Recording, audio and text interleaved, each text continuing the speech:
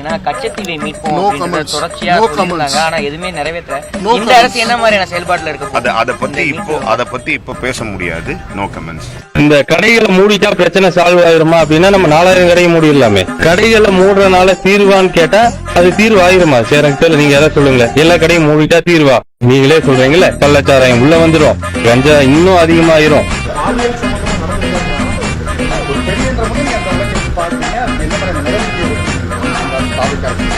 தலைவர் என்ன முடிவு எடுத்தாலும் கரெக்டா இருக்கும்.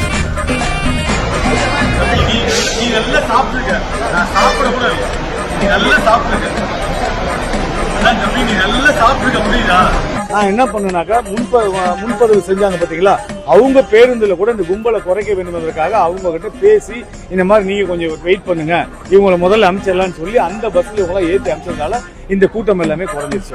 எனக்கு ஒரு அமைச்சரவையில் ஒரு வாய்ப்பு கொடுத்துருக்காங்க, சுற்றுலாத்துறை அமைச்சரா. சுற்றுலாத்துறை பத்தி உங்களுக்கு தெரியும்.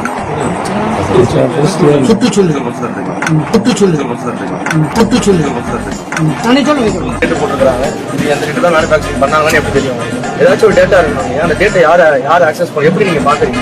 அன்னைக்கு டேட் மேனுஃபேக்சரிங் பண்றாங்க எப்படி என்ஷூர் பண்றீங்க? இது 15ஆம் தேதி போட்டுருக்காங்க. 15ஆம் தேதி மேனுஃபேக்சரிங் பண்ணாங்கன்றதுக்கு உங்ககிட்ட என்ன ப்ரூஃப்? வழிதாங்க. தோவடியில பாறைக்குழி கிட்டத்தட்ட 1200 அடி 1200 அடி பள்ளம் இருக்கு. கிட்டத்தட்ட 1200 அடி பள்ளம் இருக்கு. 200 அடி 300 அடின்னு பாத்தீங்கன்னா கீழே டெப்த் இருக்கு. அதுல கொண்டு போய் கொட்டிட்டோம்னு வச்சுங்களேன், இது யாருக்கும் எந்த பாதிப்பும் வர போறதில்ல.